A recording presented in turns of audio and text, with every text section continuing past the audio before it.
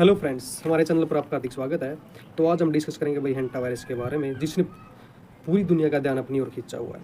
तो हेंटा वायरस एक गंभीर वायरल और संक्रमित बीमारी है जो मुख्य रूप से चूहों और रोडेंट्स के से फैलती है। यह संक्रमित चूहों के मलमूत्र और लार के वातावरण में संपर्क आने से मनुष्यों में फैल जाती है। तो चलिए इसके इतिहास के बारे में बताता हूँ। 1900 के दशक में रूस, स्वीडन और फिनलैंड के बहुत से देशों में सैनिक और किसानों को एक अजीब सी बीमारी हुई, जिसमें तेज बुखार और सांस लेने में दिक्कत हो रही थी।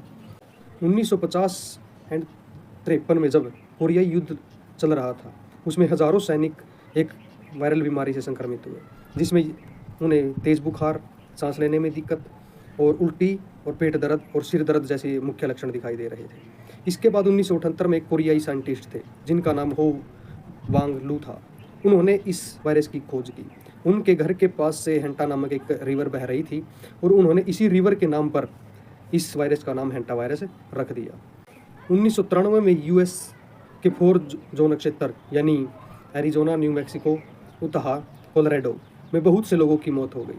बाद में जांच में पता चला कि यह हेंटा वायरस का एक संक्रमित स्ट्रेन है जिसे साइन नंबर 1 कहा गया। तो हाल ही में हेंटा वायरस चर्चा में क्यों आया, तो चलिए उसके बारे में जानता हूँ। तो बात है 1 अप्रैल 2026 की, जब एक cruise ship MV Hondius Argentina से निकलता है। यह शिप अंटार्कटिका से लेकर रोटरडम नीदरलैंड तक प्रमुख आइलैंड्स की सैर करवाता है। तो इस पर एक 70 वर्षीय बुजुर्ग जो कि डच नागरिक थे, जो अर्जेंटीना से इसमें अपनी पत्नी हेलेना के साथ बैठे थे, वे अचानक से 6 अप्रैल को उन्हें तेज बुखार, उल्टी आने लगती है और सांस लेने में दिक्कत होने लगती है। अचानक से 11 अप्रैल को उनकी मौत हो जाती है। तब यह क्रूज शिप साउथ अफ्रीका के पास से गुजर रहा था और इस शिप से इन्हें और इनकी पत्नी हेलेना को नज़दीक साउथ अफ्रीका में डिपोर्ट कर दिया गया।